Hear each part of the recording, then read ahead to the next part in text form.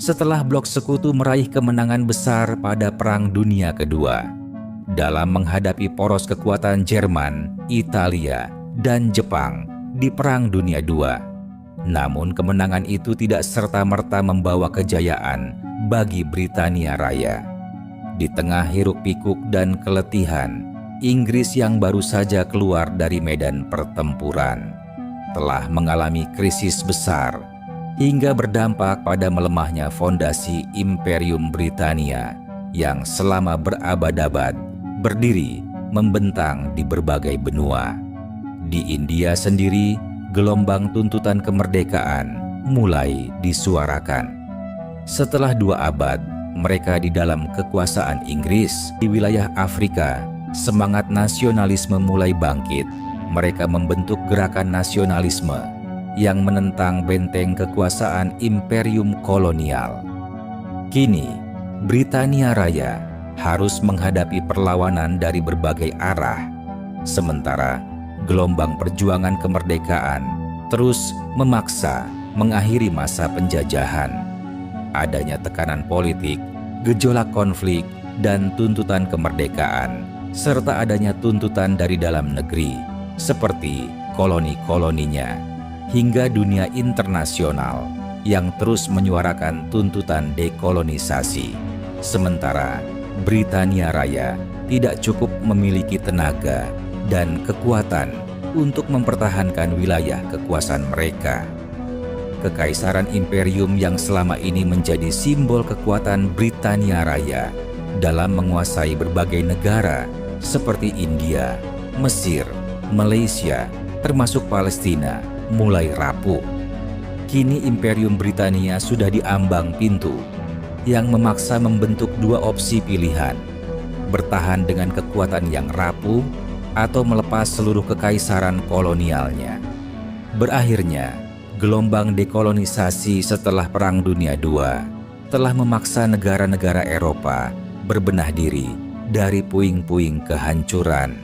Sementara dalam kondisi rapuh, Inggris masih terbebani perihal setelah menerima konsekuensi dari PBB atas tanah Palestina setelah runtuhnya kekuasaan Utsmaniyah. Palestina memiliki wilayah strategis yang menjangkau jalur penghubung terusan Suez, salah satu jalur perdagangan paling vital bagi Imperium Britania Raya. Saat Palestina dalam kekuasaan Utsmaniyah, imigrasi Yahudi sangat dibatasi. Namun bergantinya kekuasaan di tangan Inggris, aturan tersebut telah dilonggarkan kembali oleh ketentuan dan kebijakan mereka. Sehingga gelombang peningkatan penduduk Yahudi Ashkenazi di tanah Palestina semakin meningkat drastis. Mereka berbondong-bondong menuju tanah Palestina untuk mencari perlindungan dari genosida Hitler. Sementara bangsa Yahudi terus mendesak ke pemerintahan Inggris agar membuka seluruh gerbang imigrasi bagi sebagian penduduk Yahudi yang masih tertahan di kamp Holocaust oleh pasukan Nazi di Jerman. Bangsa Arab Palestina menuntut perubahan demografi penuh dengan kecemasan, hingga akhirnya memicu ketegangan antara penduduk Arab dengan Yahudi. Kepemerintahan Inggris menciptakan berbagai kebijakan, namun tidak mampu meredakan perseteruan. Inggris berjanji akan memberi keadilan dan membagi tanah, namun seringkali menimbulkan penolakan dari salah satu pihak. Satu sisi dijanjikan untuk bangsa Yahudi, sementara penduduk pribumi seperti Palestina menginginkan tanah air mereka sepenuhnya. Setelah Inggris menyatakan dukungan untuk deklarasi Balfour dalam memberikan hak terhadap bangsa Yahudi di tanah Palestina, adanya perubahan pada garis peta Timur Tengah menjadi cikal bakal meledaknya ketegangan antara bangsa Arab dan kelompok Yahudi yang berkembang menjadi konflik berkepanjangan. Britania Raya yang belum pulih dari kelelahan pasca Perang Dunia Kedua harus menghadapi berbagai tuntutan internasional yang terus mendesak pembentukan wilayah bagi para pengungsi Yahudi atas mandatnya. Di sisi lain, tekanan dan kecaman dari berbagai bangsa Arab yang terus meningkatnya. Penduduk Yahudi mengalami Holocaust yang brutal oleh Hitler di Jerman.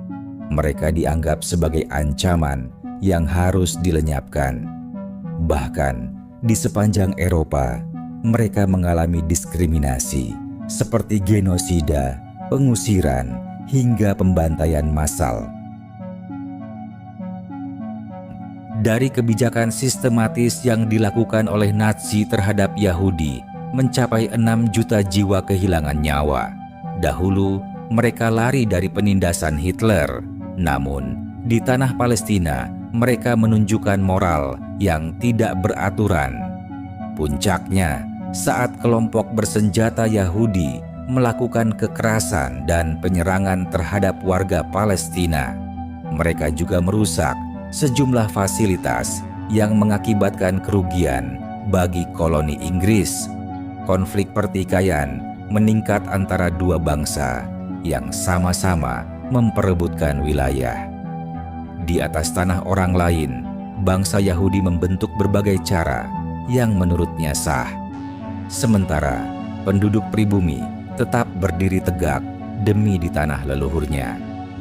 Alih-alih dalam mengambil keputusan, Inggris justru melepaskan diri dari kekacauan. Setelah Kongres diumumkan oleh resolusi PBB pada 29 November 1947, garis-garis batas peta telah dibentuk menjadi dua bagian, sekaligus mengubah sejarah dunia. Serangkaian bentrok yang terjadi antara dua arah eskalasi yang kemudian berkembang menjadi perang terbuka. Sidang telah diumumkan sekaligus akan menentukan masa depan penduduk Palestina. Setelah tinta ditulis di atas lembaran-lembaran yang dibacakan, bangsa Yahudi memperoleh 55% wilayah dari 30% populasi penduduknya. Sementara penduduk pribumi Palestina yang populasinya 70% hanya mendapatkan wilayah 45%. Sebuah keputusan besar dibentuk tanpa kesepakatan. Ini bukan pembagian, melainkan perampasan yang disamarkan. Tanah Palestina dibagi dengan tinta kekuasaan, sementara keputusan ditentukan oleh kekuatan-kekuatan besar. Mereka membagi-bagi tanah kami untuk bangsa lain, sementara kami hanya mendapatkan sisanya. Di tanah subur yang dipenuhi zaitun, angin sejuk berhembus membawa harapan di Yerusalem. Sementara di tanah para nabi, angin dan debu telah menyapu jutaan harapan dan doa. Di atas tanah leluhur yang tersimpan ribuan sejarah, kini melahirkan negeri baru yang tidak pernah diinginkan. Pada 1948, bendera Inggris mulai diturunkan, sekaligus mengakhiri kekuasaan Imperium Britania Raya atas mandatnya. Di tahun yang sama, para tokoh Zionis memproklamasikan berdirinya negara Israel. Pada keesokan harinya, bangsa Yahudi langsung mendapat tekanan. 5 gabungan negara Arab membentuk sebuah koalisi yang diikuti oleh Mesir, Yordania, Suriah, Lebanon, dan Irak.